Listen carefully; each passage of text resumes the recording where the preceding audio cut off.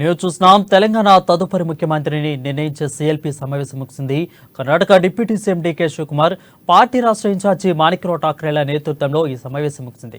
Party ఆదేశాల మేరకు కాంగ్రెస్ నుంచి గెలుపొందిన మొత్తం 64 మంది ఎమ్మెల్యేలు ఈ సమావేశానికి హాజరయ్యారు. ఎన్నికలో కాంగ్రెస్ కు క్లియర్ మెజార్టీ రావడంతో క్యాంపులు ఏర్పాటు చేయాల్సిన అవసరం రాలేదు.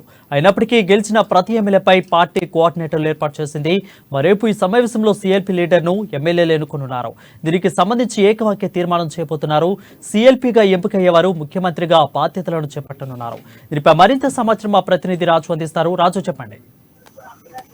వరుణ్, కొద్దిసేపటి క్రితమే హోటల్ ఎల్లాలో కాంగ్రెస్ పార్టీ సీఎల్పీ మీటింగ్ ముగిసింది. ఈ మీటింగ్ లో కాంగ్రెస్ పార్టీ శాసనసభ పక్ష నేతను రేవంత్ రెడ్డి ఎక్కువ మంది కూడా రేవంత్ రెడ్డి పేరును సూచించారని చెప్పి కూడా తెలుస్తా ఉన్నది. అయితే ఈ మీటింగ్ లో ఎవరి పేరు సూచించారో ఆ సూచించిన పేరును హైకమాండ్ కి పంపించినట్టుగా కూడా తెలుస్తా ఉంది. హైకమాండ్ ఓకే చెప్పిన తర్వాత మరికొద్ది సేపట్లోనే హైకమాండ్ ఓకే చెప్పే అవకాశం కూడా కనిపిస్తా ఉంది. ఇప్పటికే అక్కడి నుంచి కూడా రేవంత్ రెడ్డి కానీ తదితరులు వాళ్ళందరూ కూడా ఇక్కడికి రాజ్భవన్ బయలుదేరినట్టుగా కూడా సమాచారం అందుతా ఉంది. వాళ్ళు మరికొద్ది సేపట్లోనే రాజ్భవన్ కు చేరుకునే అవకాశం కూడా కనిపిస్తా ఉంది. రాజ్భవన్ లో ఈ రోజే ముఖ్యమంత్రిగా రేవంత్ రెడ్డి ప్రమాణ స్వీకారం చేసే అవకాశాలు కూడా కనిపిస్తా ఉంది. దాదాపు మరో గంట 2 గంటల్లోనే ఈ కార్యక్రమం ప్రారంభమయ్యే అవకాశం కూడా కనిపిస్తా ఉంది అని చెప్పేసి ఇక్కడ వాతావరణం చూస్తే అర్థమవుతా ఉంది. ఇక్కడ రాజ్భవన్ లో ఇప్పటికే ఏర్పాట్లలో నిమగ్నమై ఉన్నారు అధికారులందరూ కూడా.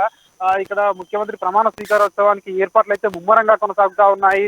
అయితే ముఖ్యమంత్రి ఎవరైనా దానిపై ఇంకా అధికారికంగా ప్రకటన రాకున్నా కూడా రేవంత్ రెడ్డి ముఖ్యమంత్రిగా ప్రమాణ స్వీకారం చేస్తారని చెప్పేసి కూడా ఆ పార్టీ వర్గాల్లో కూడా చర్చ జరుగుతా ఉంది. ముఖ్యంగా ఏదైతే సీఎల్పీ మీటింగ్ లో ఎక్కువ మంది నూతనంగా ఎన్నికైన ఎమ్మెల్యేలు అందరూ కూడా రేవంత్ రెడ్డి ముఖ్యమంత్రిగా ఉండాలని చెప్పేసి ఎక్కువ మంది కూడా వాళ్ళ యొక్క అభిప్రాయాన్ని తెలియజేసినట్టుగా కూడా తెలుస్తా ఉంది. అయితే ఈ నేపథ్యంలోనే అధిష్టానం కూడా రేవంత్ రెడ్డి పేరును సూచించే అవకాశం దాదాపుగా మనకు కనిపిస్తా ఉంది. అయితే మరికొద్ది సేపట్లోనే కాంగ్రెస్ పార్టీ నేతలు ఎమ్మెల్యేలు కావచ్చు, రేవంత్ రెడ్డి కావచ్చు, రాజ్భవన్ కు చేరుకోనున్నారు. చేరుకున్న అనంతరం ముఖ్యమంత్రిగా పదవి బాధ్యతలు ప్రమాణ స్వీకారం చేసే అవకాశం కూడా కనిపిస్తా ఉంది.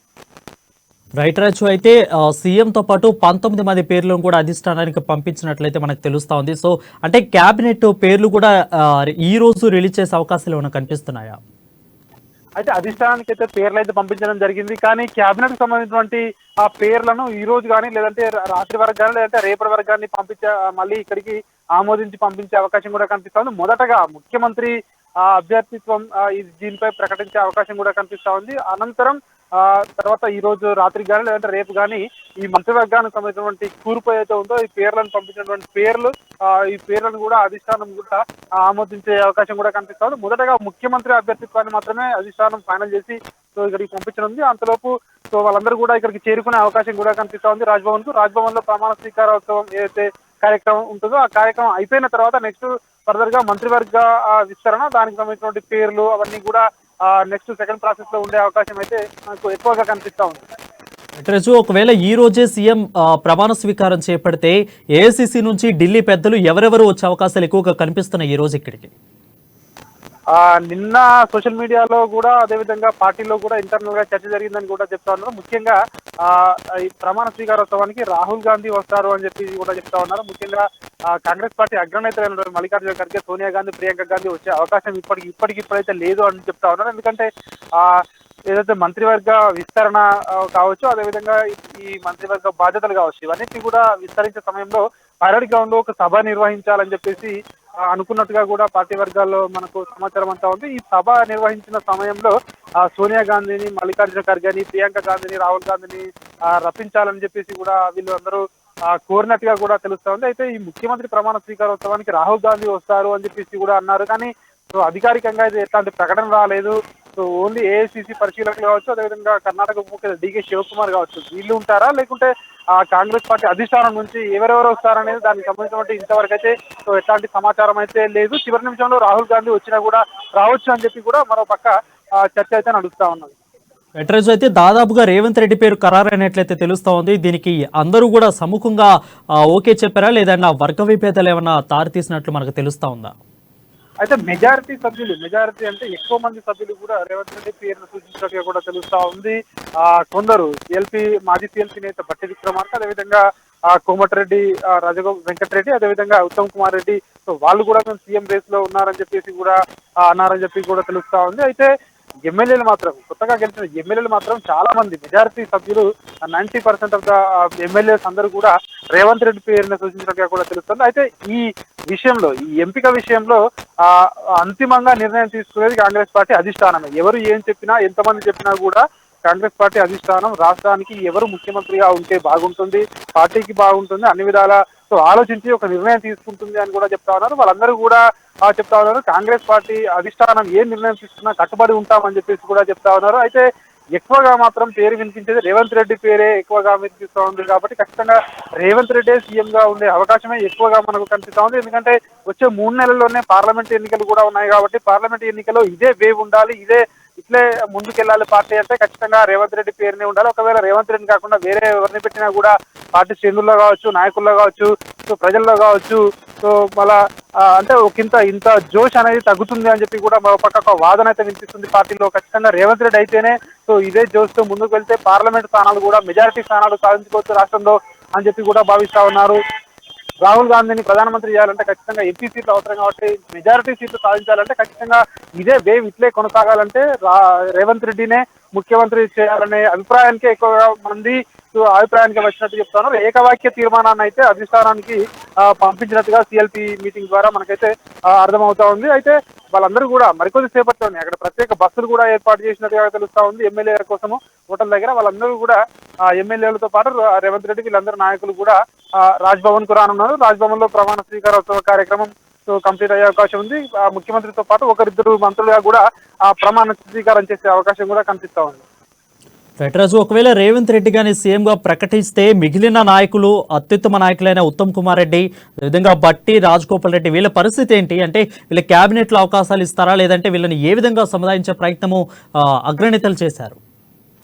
కాంగ్రెస్ పార్టీ ఈ విషయంలో ఆచితూచి వ్యవహరిస్తుంది అని చెప్పేసి మనకు సమాచారం అంతా ఉంది. ముఖ్యంగా వాళ్ళందరికీ ఎవరికైతే ముఖ్యమంత్రి పదవి ఆశిస్తా ఉన్నారో వాళ్ళందరికీ కూడా క్యాబినెట్ లో ప్రాధాన్యం ఉన్న పోర్ట్ఫోలియోలు ఇవ్వాలి అని ఒకటి, మరొకటి లేదా ఈ ముఖ్యమంత్రి ఏదైతే ఉందో దీన్ని ఒక టైం పీరియడ్ వరకు కొందరు ఉండాలని చెప్పేసి అట్లా కూడా భావిస్తా ఉన్నారు. సో ఏది ఫైనల్ చేస్తుంది అనేది మనకైతే సో అధికారికంగా తెలియకపోయినప్పటికీ ఆ పోర్ట్ఫోలియోలు మంచి పోర్ట్ఫోలియోలు ఉన్న అంటే అదొకటి మంచి పదవులు ఇవ్వడము, రెండవది భవిష్యత్తులో మంచి ప్రాధాన్యత ఇస్తాము, సో పార్టీలో ప్రాధాన్యత ఉంటుంది, పార్టీలో కానీ ప్రభుత్వంలో కానీ సో హామీ ఇవ్వడము, ఇవన్నీ కూడా సో బేరీజు వేసుకుని అధిష్టానం తీసుకునే నిర్ణయానికి అయితే కట్టుబడి ఉంటామని వీళ్ళందరూ చెప్తున్నప్పటికీ అధిష్టానం పెద్ద ఏఐసీసీ పరిశీలకులు కావచ్చు, రాష్ట్ర వ్యవహారాల ఇన్ఛార్జ్ కావచ్చు, హైకమాండ్ వీళ్ళందరూ కూడా ఎవరికైతే ముఖ్యమంత్రి రేస్ లో ఉన్నారో వీళ్ళందరినీ కూడా ఇప్పటికే బుజ్జగించారని చెప్పేసి కూడా తెలుస్తా ఉంది. వాళ్ళందరికీ కూడా ఆ పార్టీ లైన్ కు కట్టుబడి ఉంటామని చెప్పేసి కూడా చెప్పినట్టుగా కూడా తెలుస్తా ఉంది.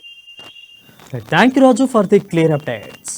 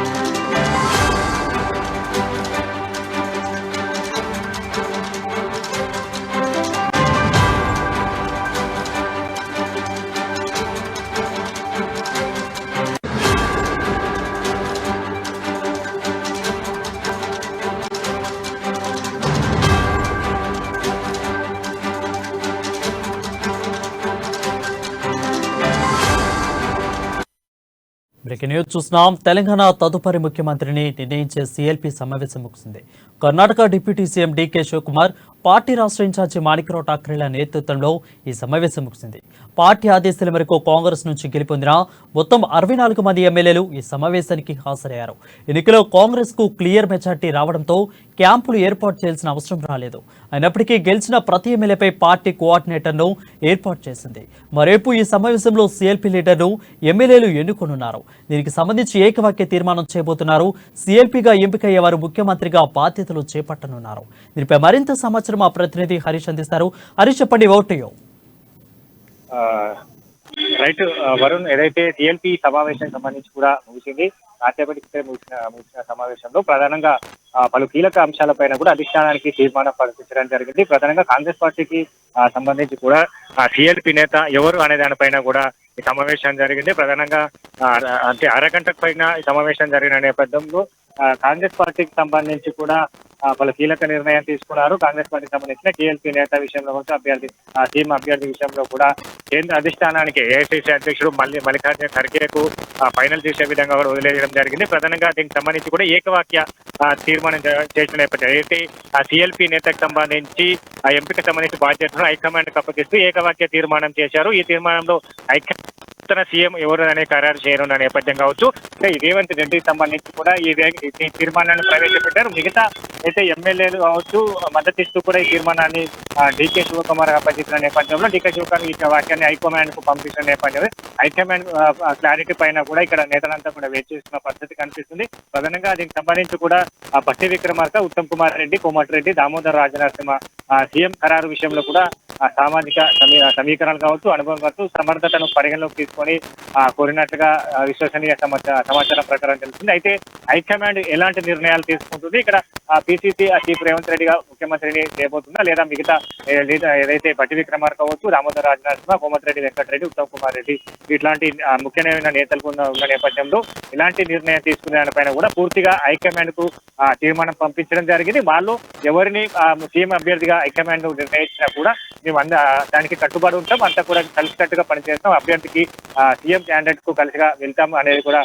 తీర్మానంలో పేర్కొనడం జరిగింది. ఈ తీర్మానం పట్ల కూడా హైకమాండ్ కు పంపించడం జరిగింది. మరి కాసేపట్లో దీనికి సంబంధించి కూడా క్లారిటీ హైకమాండ్ నుంచి వచ్చే అవకాశం కనిపిస్తుంది. ఇక్కడ ఏదైతే ఇప్పటికే రాజ్భవన్ సంబంధించి ప్రమాణ స్వీకారానికి సంబంధించి కూడా ఏర్పాట్లు కొనసాగుతున్న క్రమం కావచ్చు, ఇంకా ఇప్పటికే ఆ తీర్మానం కూడా ఢిల్లీకి పంపించిన నేపథ్యంలో మరి కాసేపు ఫ్యాక్స్ రూపంలో తెలంగాణ పీసీసీకి వచ్చే అవకాశాలు కనిపిస్తున్నాయి. ఇక్కడ హైకమాండ్ డీకే శివకుమార్ కావచ్చు, ఏఐసీసీ మల్లికార్జున ఖర్గే కావచ్చు, ఇతర కేసీ వేణుగోపాల్ ఎలాంటి నిర్ణయాలు తీసుకుంటారనే పైన కూడా ఇక్కడ నేతలు కూడా ఎదురు చూస్తున్న పరిస్థితి కనిపిస్తుంది. ప్రధానంగా ఇట్లాంటి అంశంలో కర్ణాటక సంబంధించి కూడా ఇలాంటి అంశంలో తెర మీదకి వచ్చింది. అక్కడ కూడా 4 రోజుల పాటు దీనిపైన కూడా చర్చ జరిగిన నేపథ్యం కావచ్చు. ఇక్కడ కర్ణాటక సంబంధించి కర్ణాటక సీఎం సిద్ధరామయ్య ఉండాలా, డీకే శివకుమార్ ఉండడానికి పైన కూడా అక్కడ 4 రోజుల పాటు చర్చ జరిగిన తర్వాత హైకమాండ్ కు సిద్ధరామయ్యను సీఎం గా ప్రకటిస్తూ కూడా నిర్ణయం తీసుకుంది. మరి ఈ అంశం పైన కూడా తెలంగాణకు సంబంధించి సీఎం అభ్యర్థి ఎవరు అనే పైన కూడా హైకమాండ్ ఎలాంటి నిర్ణయం తీసుకుంటుందనే పైన ఉత్కంఠంగా ఇక్కడ నేతలు కావచ్చు, కాంగ్రెస్ కార్యకర్తలు శ్రేణులు ఎదురు చూస్తున్న పరిస్థితి అయితే ఉంది. మొత్తంగా సాయంత్రం కల్లా ఈ సీఎం అభ్యర్థి సీఎల్పీ నేత ఎవరు అనే దానిపైన కూడా క్లారిటీ వచ్చే అవకాశం అయితే ఉంది. Thank you Harish for the updates.